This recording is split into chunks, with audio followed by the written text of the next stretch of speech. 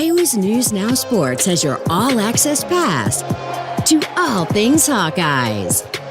This is Eye on the Hawks. But it's all about trying to move forward, and get better, see what we can do to fix things and get better.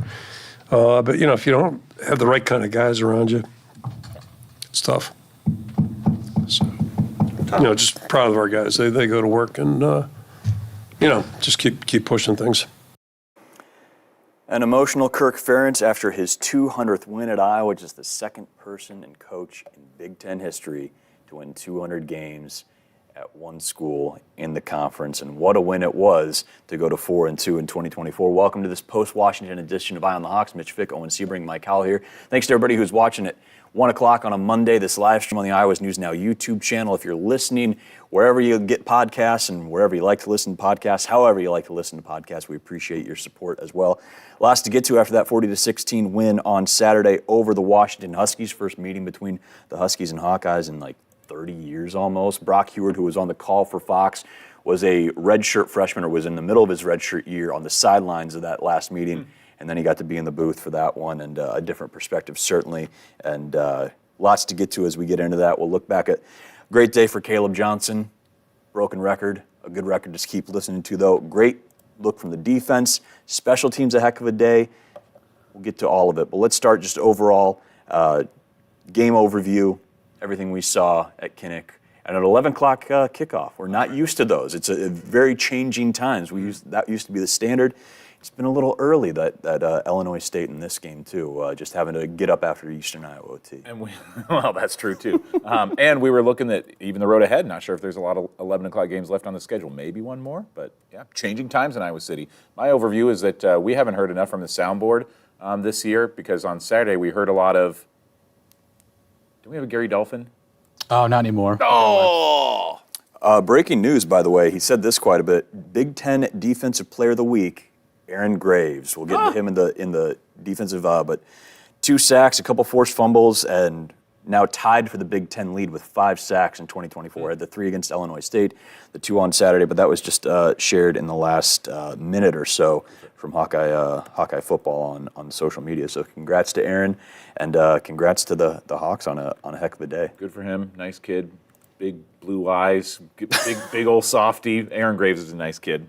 So happy for him. He's having his finally having his breakout year where he's really performing well. Yeah, it was just tons of fun on Saturday to shoot a game that has a lot of points, where we're getting a lot of highlights. When I put together the post-game highlights for the story on the news that night, it's one of those games where there were actually some really great highlights that I had to cut out. That long run by Kaleb at the end of the half, didn't get a chance to really put that in there. Drew Stevens, his 50-yard field goal, didn't get a chance to put in there. So one of those games where we've just got an embarrassment of riches, and we get to see some new receivers start to break out, and just a game where the present is on display, possibly the future of Hawkeye football is on display, and finally putting those 4 quarters together, which we've talked about since week 1, basically. Awesome game to watch, and awesome game to come out and respond after that last week against Ohio State. And, we kind of maybe thought that 11 a.m. kick, 9 a.m. Central or Pacific time would make an impact. Yeah. And it kind of didn't, because Washington came out and their offense was pretty solid in those first 2 drives. I was a little nervous then. And then for Iowa to bounce back and kind of stiffen up and get the turnovers and play good red zone defense, very encouraging. But after those first 2 drives, were you guys nervous on the field? Washington was as advertised in those first 2, and really throughout the whole game. I mean, they gave Iowa's defense gave up close to 400 yards, but they've been known so long as a bend don't break defense, and I felt like this was the consummate example of that. Listen, Denzel Boston looks like a guy who's going to play on Sundays real soon. Giles Jackson's really good. Will Rogers, aside from a pick and a couple fumbles, you see why he is such a great pickup for them in the post-Michael Penix era and continuing to lead the Huskies there. Noah Coleman's a great running back. Holy cow, that kid's a great running back. But I don't know if it was nervous. It was just, Phil and company need to make their adjustments and make maybe a little quicker than they were planning. But it all worked out. And me and Mike Rays are, Well, I was going to mention on the red zone defense, and I even mentioned it last week on the Wednesday that Iowa's known as this. But then after the podcast, I kind of went back and looked, and defense hasn't been great in the red zone this year. this is after last week, 12 attempts, 10 touchdowns, 1 field goal. They've only, that one, I think it was a fumble the missed field goal, sorry. That was the one where they didn't score. And I think in my head, too, I was like, because that's what they've been known as. Like, I guess when you say that, it's historically. Yeah. But this year they've kind of struggled there. But Washington also has struggled on offense when they got in the red zone. So it was kind of a welcome sight for Iowa. And then when they were able to, that first drive, 14 plays, no points. What a huge momentum swing that was. If there's one thing that just kind of came to mind as we were talking about the defense that I think that maybe even all three of us have talked about this off camera, but tackling still seems to be a little bit of an issue. Like there were a lot of tackles that Iowa should have made. I mean, as good as their defense played, there were some missed tackle opportunities that they're just not wrapping a guy up, not bringing a guy down in the backfield when they could. That's maybe one thing that probably Phil Parker and the team is going to focus on these next couple weeks. After having such a positive game, that's your thing that I think you want to focus on. It's great to play nitpick, or other than main criticism, because I think when you look at the defensive performances from last year and this year, there is okay, they may, I don't want to say taking a step back, but they do allow more yards, a little more points, but when your offense is scoring more, it doesn't matter at the end of the day. I wonder if, and this is just me free associating, there's been more of a focus on trying to get the turnovers. They've talked about that, and they already have 11 takeaways this year. They had 15 through 14 games last year, so they've improved. I wonder if it's open yourself up when you're throwing haymakers. There's always boxing analogies in football. You open yourself up a little more, but if you connect, you're going to get a big play or you're going to get a knockdown. Yeah. If chasing, if you want to call it that, more turnovers this year has opened yourself up to, okay, we're going to sacrifice the sure thing to maybe try and do a little more. To your point on one of those early drives, Seb had one where he just tried to shoulder the guy down, and Coleman, who's a big, tough kid, just rolls out and keeps going. We know Seb can wrap anybody up and take him down. I mean, watch the Wisconsin film from last year. Dude doesn't let guys get away when he wraps up more often than not. But I wonder if, as they try to get more forced fumbles, and they've picked up the interceptions a little bit here, if that opens it up to hey, they might get some more yards, but we're also up in the chances of maybe getting a takeaway. I have no idea if there's a correlation there, but that's as we've gotten farther into it, and we have still seen some of those tackles, especially in those first 2 drives when they were moving the ball, they got almost 40% or whatever it was of their total yards for the game in those first 2 drives. I wonder about that. If going after turnovers a little more opens up the opportunity of, hey, they might get a few more yards on this, but if we connect, we're taking the ball away. I also, along those same lines, I think when you're considering the opponent, last year the Iowa offense was ranked near the bottom. This year it's not. It's gotten significantly better. I think offenses know they have to take more shots, and maybe last year they were all right, just don't turn the ball over, and we should have a chance at the end. Now I think opponents are saying okay, we're going to have to score a little bit, so they have to take more chances as well. So that leads to more turnovers, and I think it's both of those things, what you said, and kind of the offense. I feel that was a talking point coming into the year, too, of Cooper's gone. They're expecting the opponents are expecting a better offense because you can't get much lower than what Iowa was producing in 2023. And that was a thought of well, what if they start taking more shots because they know Iowa can take more shots? And it's never one thing. There's a variety of variables. Especially in football. Yeah, especially football. But let's talk about that offense a little bit, and we'll get more in the defense as well in a little bit. But this Kaleb Johnson guy, as Elliot Clough said in his first question to Kaleb, and Iowa just put it out a video today using that soundbite of, you did it again, and Kaleb Johnson continues to be one of the best backs in America. He's in a heck of a fight with a kid from Boise State for the Doak Walker Award and all those accolades. But Kaleb and company talking about another day at the office for number 2. Like I say, I always say I give praise to my O-line, man. Like I said, if another one would be possible without them. So, like I always say, they scored the touchdowns, I didn't. So, I just go back to, just staying focused and keep my mind straight because we still got more games to go. So, my focus now is just on Michigan State now, so. Every time we talk to him, he really goes out of his way to make sure he thanks his offensive line and give you guys the credit. Do you sense that as well? Does he make sure to tell you guys in person how much he appreciates your work? Yeah, he keeps trying to offer us to buy us dinner. I keep shutting him down because, we're only halfway through the season. There's a lot of ball left, and I think the more brownie points we can get, I think the nicer a meal we can get. I think right now we're at Texas Roadhouse, but we can get to another steakhouse if we keep working at it. But no, he's great. He's such a character. I love when he's talking to the defense too, because that's when he's really locked in. He's starting to get an attitude when he runs the ball. His head's starting to get a little bit lower. His pads are getting lower. He's a tall guy. Like he's taller than the rest of our running backs, but he's starting to get his pads down and run straight. That's the biggest thing. That end of the first half is what showed how capable he is. For a big play like that. Other situations in the past we've just been like, all right, let's nail it out. But I came in the huddle and I said, guys, just block forever. Like this, you don't know with this guy. This could go for a long ways. So, and it did. Getting those 3 points back was huge. But Caleb's a great guy. He's got great chemistry with our entire team, and he's really bought into the team. I think the biggest thing throughout the season, he's getting better at it every day. So, it's just maturity, I think, and really having a better grip on where maybe to be looking and what to be focused on instead of wasting time on some other stuff. And he's really done a great job there, really setting up blocks, helping, being patient, and he's running tough, and that's a big part too. He's starting to learn how to use what he has, and that's a good thing for everybody. And a reminder, if you're not watching on the YouTube channel, all of the Kaleb highlights in 2024 on the YouTube channel, so a reason to tune in there. We also heard from Kirk at one point, because naturally he's going to be getting, and everybody's going to be getting, a lot of Sean Green questions about what Sean did in 2008.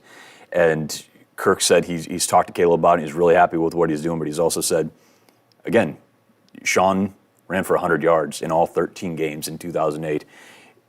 Caleb's not going to be able to do that, but he is more than made up for it, feels like, with some just incredible performances. Again, that run you're watching on the YouTube channel, that one from the end of the first half where it felt like, geez, and don't get us started about the Washington field goal, quote unquote. Everything's invalid. I don't know what's going on. But, what a play that was. And then just, boy, you don't want to get used to this stuff because you're in a special little moment of watching this kid play. But if he doesn't go for $120 or more and a couple touchdowns, you almost feel like it was a day off. Even in Ohio State, he goes for 80, whatever it was, and a touchdown late, and you're like, oh, boy, not a great day for Kaleb. Like, that's a great game for anybody, especially against that defense in Columbus. Yeah, he brings so much, and I think that last drive, that last minute or so in the first half was really a defining moment for him and for the offense and for that game as a whole, because normally that's a scenario where I was thinking, is Iowa just going to kneel it out, or are they just going to kind of take the air out of the ball and just go to halftime with a lead? But Kaleb is like a guy who you don't need to chuck it down the field a few times to get downfield. Caleb's a guy, just give him the ball and he can maybe pick up 30 yards for you, get you down into field goal range. It's funny how that's turned into the Iowa Hail Mary, just hand the ball off, and because they did it a few times against Minnesota, didn't score out of it, but he gained 30 extra yards and put him into a position to possibly throw the ball downfield and get a score. I thought he was going to break that one before halftime, which would have been kind of funny. When you talk about that field goal, it's so weird that then Drew Stevens' field goal almost does the exact same thing. Yeah. I was probably one of the fans at home who kind of thought that the Washington kick was good. There was no definitive angle where you could see where it was, opposed to where the crossbar was. I think if the crossbar is taller, it probably hits it and doesn't go in. But we'll never know. Don't you think that should be the barometer then for whether or not a kick is good or not? Like, those polls should just be infinite? But I think the rule is if it's above, it's good. Yes. Which is a weird rule. It doesn't make any sense. It truly does not, yeah. And that's the thing about it is absolutely ridiculous that you can't review field goals. That's the stupidest rule. This is the easiest thing in the world to potentially review. Put a couple of cameras, sticking up out of the goalposts, and you got a nice review there. But even if they could review it, I don't know if they would have voted for return it, because like you say, there was no definitive angle that shows it was definitely wide right. It was I agree. I think it was right over the upright, which I agree should be if the upright went up, it would be doinking off of it. I don't know why that counts. It could have doinked in. I've seen that, but it's more rare. Yeah. We learned a lot about people's opinions on field goals, as we learned about fair catches last year around this same time in October.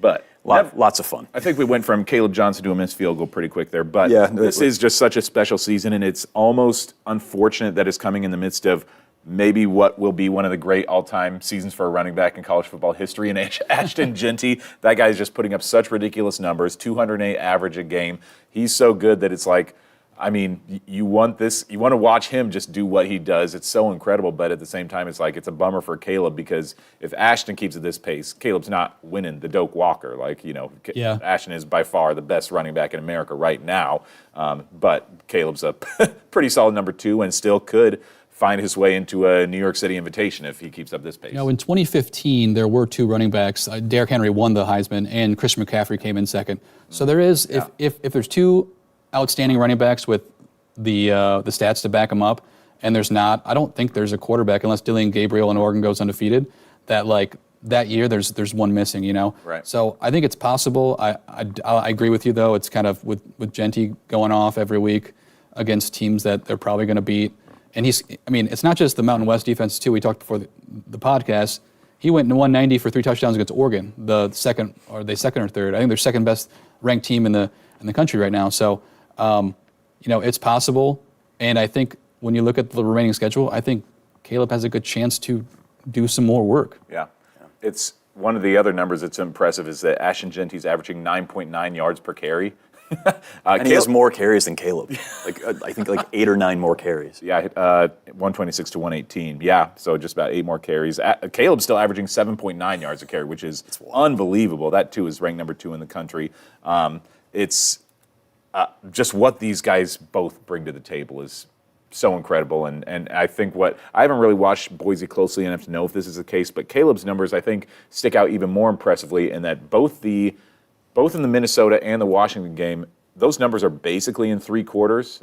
He maybe had a carry or 2 in the 4th quarter. And the Illinois State numbers are from 1/2.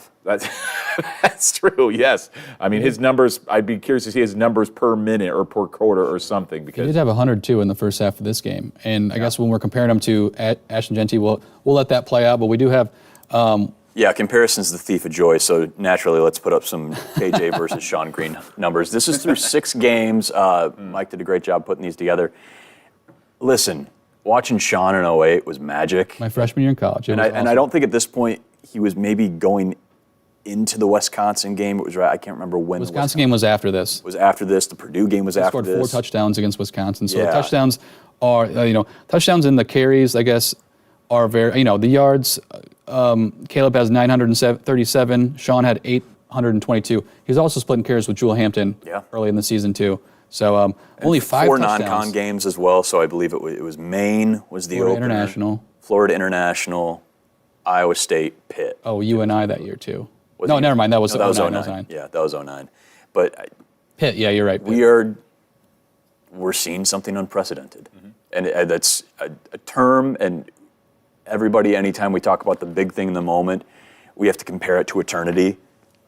We are seeing something that even for now is eclipsing what we saw 16 years ago, and that was something spectacular. They literally had a green out for Sean Green for Penn State, which was a big enough game as it was, and it turned into one of the all-time finishes in the Ferentz era in Hawkeye football history. But, I don't know if there's a special color shirt we can wear for Kaleb, but it's Johnsonville Broward. No, there you go. No, there's already a wiener sponsor for Hawkeyes with the cannon and whatnot. But so it's magic what we're watching. Sean ended with 850 yards on 307 carries. I don't think Caleb's getting that many carries this year, but he has 20 less carries right now.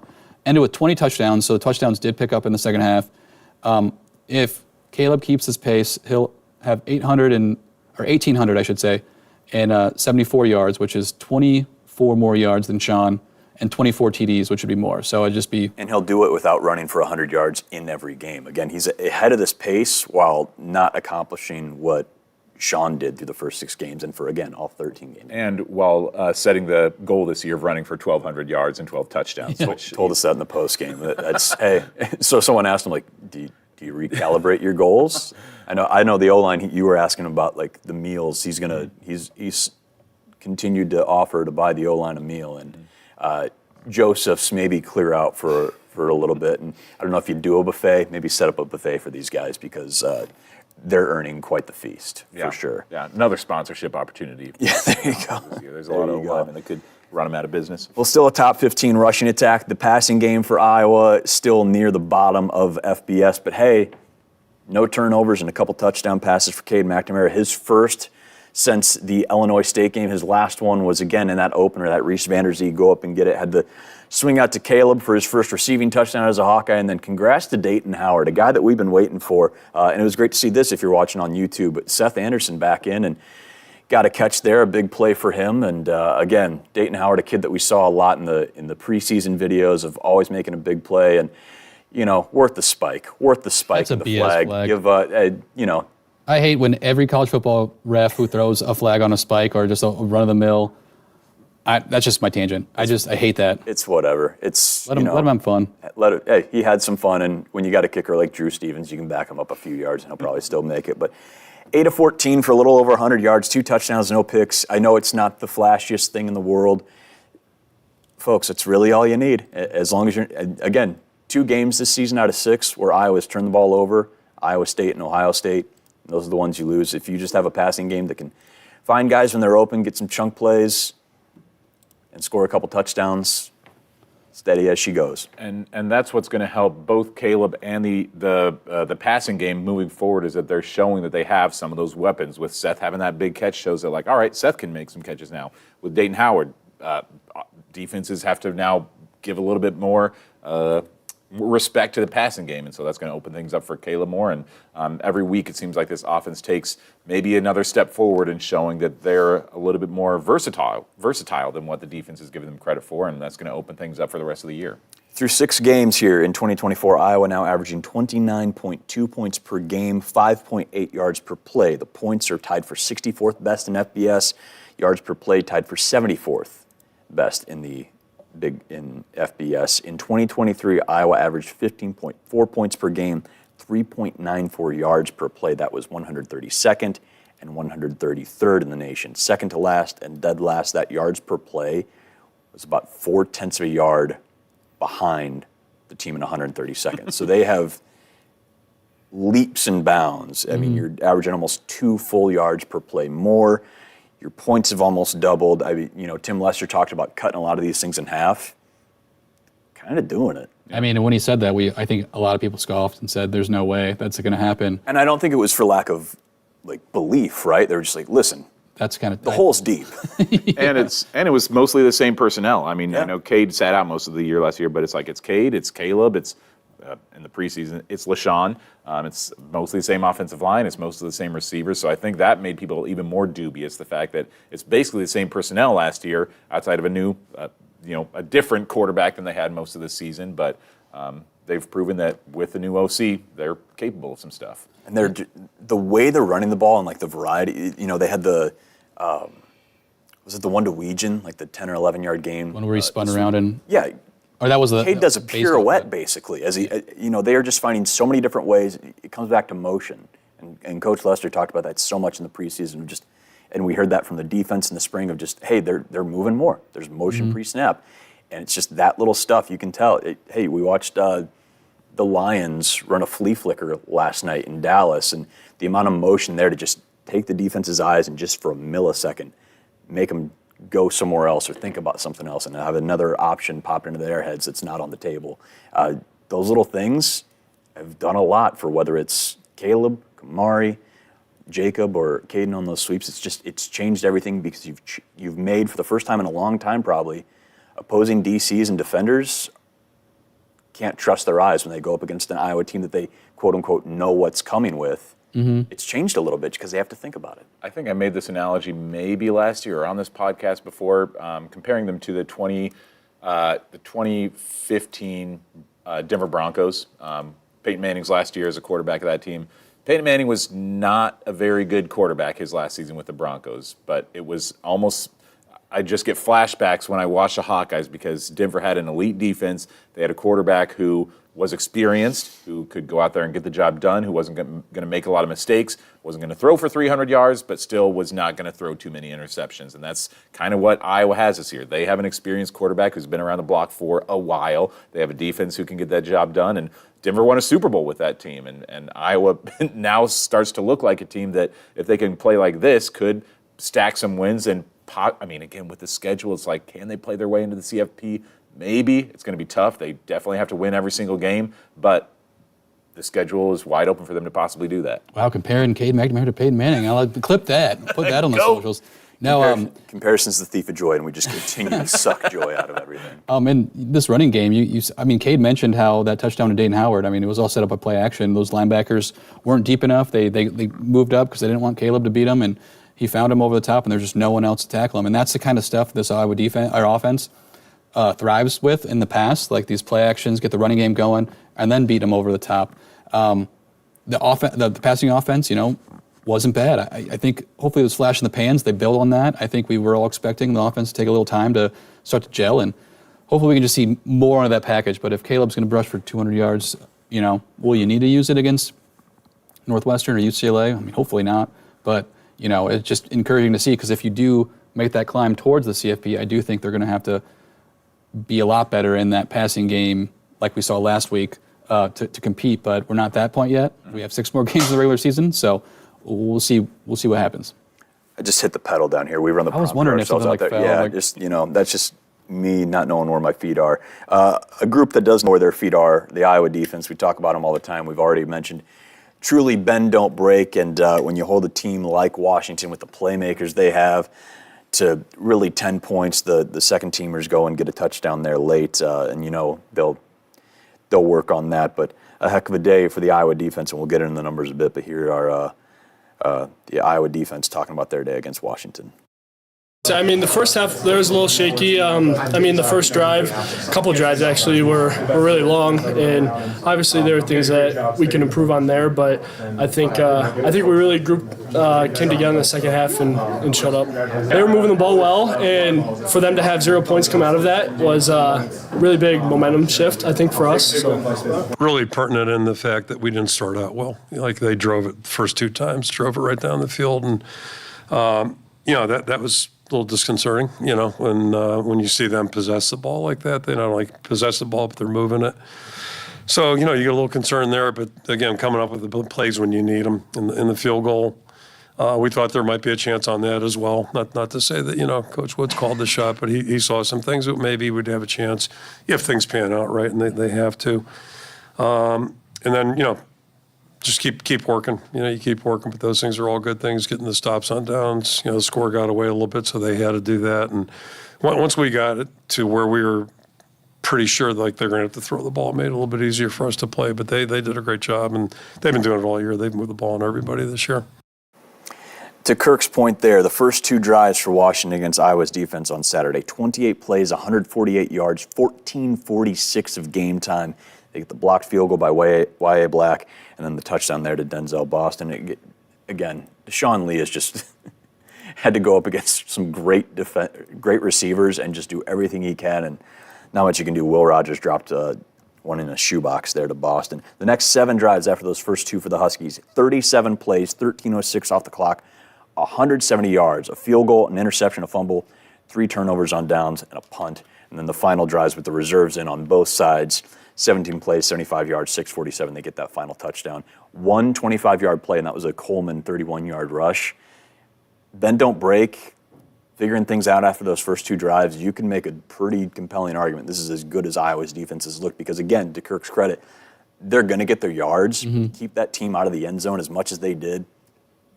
That's impressive, really impressive day. The defense has just made those strides in different ways because the storyline over the first 4 games or so was the big plays that they kept giving up. The last 2 games hasn't happened. Ohio State, I think only 1 play over 25 yards, something like that. Yeah. Although this Washington game, Will Rogers missed a flea flicker that should have been a touchdown in the first drive. So little beneficial that he didn't put some air under that and let, I think Boston, I can't remember who had it. I think TJ was in coverage, right? Yeah, but he was beat. Was he there? Yeah. I didn't rewatch that part, but it looked like he was at least in there. And again, some of these throws are just, man. He was in there because it was underthrown. Will Rogers, if he threw it over, it would have been 6. But luckily for Iowa, that didn't happen, and he came back and he batted that down. So. So all these things that we've talked about with the defense this year, now the storyline with a couple of the recent games is maybe the missed tackles.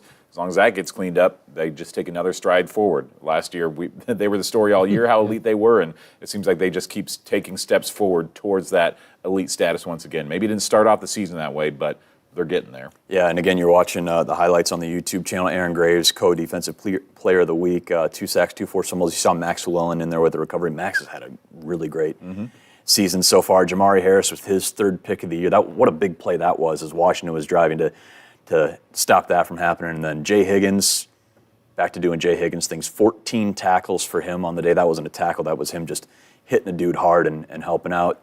Nick Jackson with another double-digit performance for him from tackles. And then Xavier Wampa, give X some credit on special teams and defense. 10 tackles, 7 solo on Saturday. X would give it to you. He came in 11 tackles all season, 5 solo, basically doubled his numbers across the board. And a guy who has been hopefully not reading internet comments, because fans have, especially as Cohen has risen, they've wondered what's going on with that. There's been a lot of questions from the media about who is your who's your safety there? Is it Cohen or is it X? Man, he looked like a different player, because those 10 tackles, a lot of those were tough, hard tackles. You saw the one on special teams there on the YouTube channel. In the last 2 years covering Iowa, I think that's the best I've seen Xavier play. I know he's had a couple of interceptions along the way, had the pick 6 in the bowl game, had an interception last year, but that's, I think, the most that X has really stood out, where you think, okay, he's really making an impact out there. We just have not seen that type of game out of him yet, but an incredible step forward for him to hopefully establish that place. Is like, okay, I am the for sure starter at safety, and I have what it takes to play against Big Ten offenses. Yeah, I thought that was his best game of the season, and I thought it was the best game for the D-line too, with all the pressures you mentioned. Hopefully this is the tweet. I forgot to ask you before the pod. I think it's the one I just This mentioned. Aaron Graves one?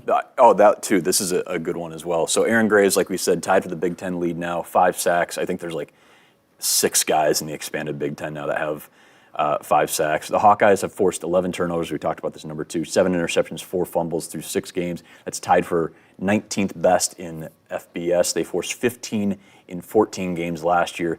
10 interceptions, 5 fumbles. That was tied for 100. So this is a team. They told us they were going to try and take the ball away again. They're doing it at a really nice pace here so far through 6 games. My favorite part of the Xavier shot that you saw on the YouTube channel is you saw those guys behind him just giddy. Whether it was Lutmer, Luke Elkin was in there, Rexroth. Those guys were just so happy for him. And Brandon Snyder, former Hawkeye safety, actually shared that video that I posted on Twitter and just used the little emoji of like the stock rising. So I think that's what it felt like. This felt like, I talked about in the preseason, even if it didn't match normally what the normal mindset is for a breakout player. That was his breakout performance, it felt like. And boy, you just hope, especially going into East Lansing against a team that's got a lot of different playmakers, and we'll talk more about that Wednesday.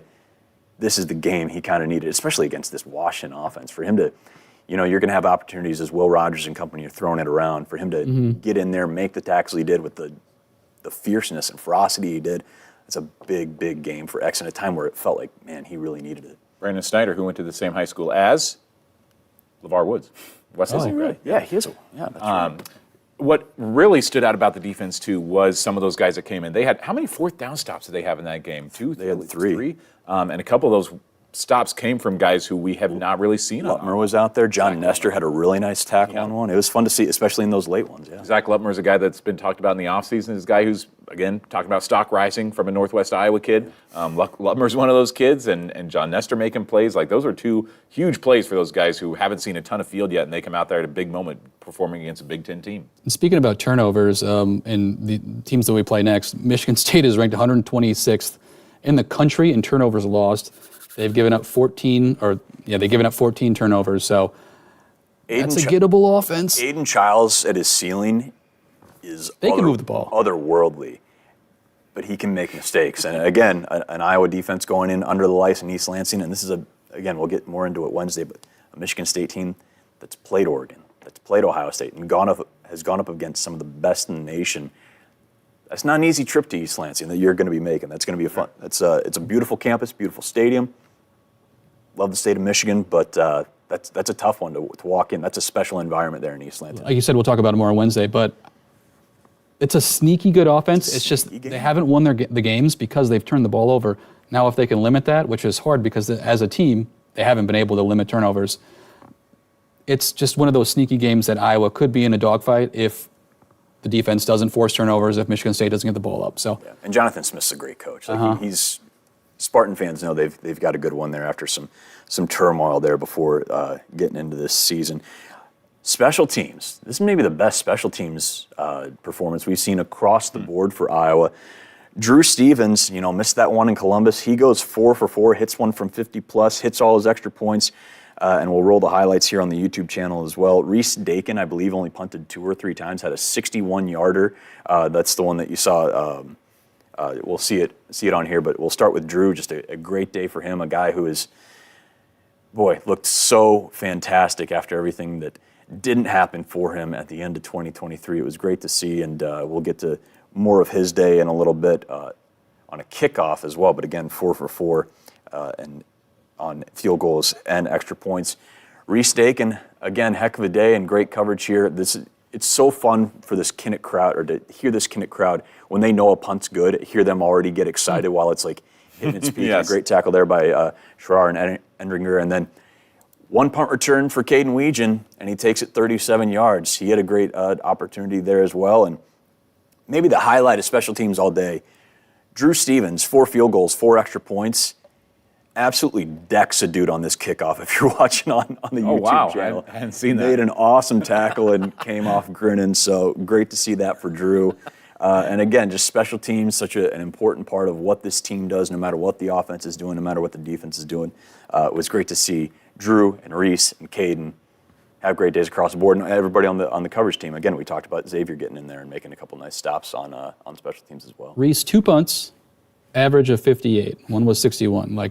That's no doubt his best game. It didn't have the volume of punts that we've seen with this Hawkeye team over the past year or so. That's a big difference, yeah. But with only 2, and then doing what he did, they were pretty good punts, to say the least. I do hope we're not starting a Iowa News Now curse on some of the Iowa players, because 2 weeks ago I did a little feature on Drew Stevens and talked about how he'd been perfect in the year. The following week he misses his first field goal of the season. Last week I did a little feature on Jacob Gill. Turns out didn't have a catch. So we've got to just watch ourselves here. But what stood out about those 2 punts, because I was thinking in the game, he did not punt once in the second half. I'm like, when's the last time Iowa's had a game with 2 punts in it? In his whole 4-year career at Iowa, Torrey Taylor had 3 games where he had 2 punts or fewer.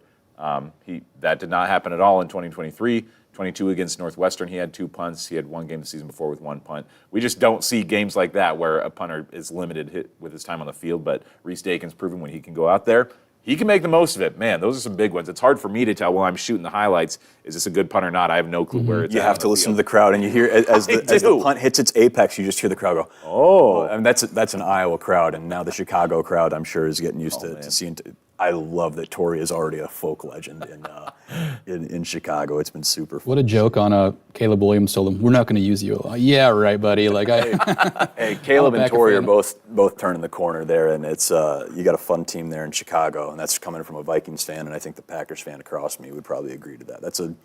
I drafted Caleb Williams and DJ Moore on my fantasy team, and I have Cole Kmet, so I'm basically the I'm whole either going to be offense. happy the Bears suck or they're going to score me some points. And yesterday, no, not that anyone cares, my fantasy team did pretty well. Nobody fan taxes like Mike Howell, folks. Let me tell you. Fan tax, you got to across the board. He's going to make sure he's happy no matter what.